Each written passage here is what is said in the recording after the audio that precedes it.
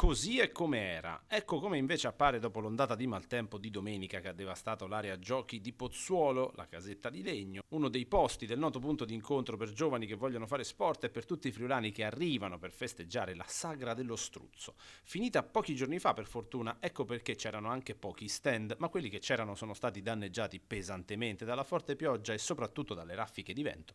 Sì, un'ondata improvvisa, non ce l'aspettavamo anche perché dalle previsioni ci aspettavamo forse qualche goccia di pioggia, ma non un episodio temporalesco come quello di ieri. Sì, da ieri nel tardo pomeriggio, diciamo l'episodio principale che è stato quello del vento che ha scoperchiato qui nell'area festeggiamenti, ha movimentato i chioschi, ha scoperchiato l'area della cassa, ma abbiamo rilevato anche diversi abbattimenti di alberi, diverse cadute di alberi, la conta è abbastanza limitata. I danni più ingenti li ha sicuramente avuti la Proloco locale che come dicevamo fino a qualche settimana fa era impegnata nella sagra dello struzzo e fortunatamente ha già smontato diverse strutture che erano presenti qui, altrimenti forse i danni sarebbero stati maggiori. Quindi principalmente i danni appunto li ha subiti la locale Proloco che ancora non ha fatto la conta, ecco, sicuramente. Una situazione cataclismatica, consumatasi in pochissimi intensi minuti. La macchina dei soccorsi, alimentata dalla forza dei volontari, è stata però immediata e per fortuna già il mattino successivo a Pozzuolo le criticità erano rientrate e le strade riaperte al traffico,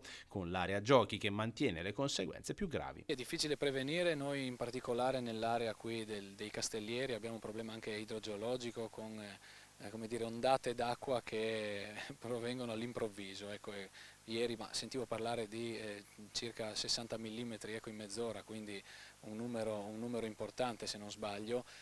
Anche i terreni, soprattutto dopo ondate di caldo, non riescono a contenere, nonostante abbiamo ripristinato anche diversi fossati per contenere un po' l'acqua, ma l'importanza della protezione civile, approfitto anche per ringraziare i nostri volontari che si sono attivati subito ieri senza bisogno di telefonate di nessuno, erano già sul territorio proprio durante il maltempo.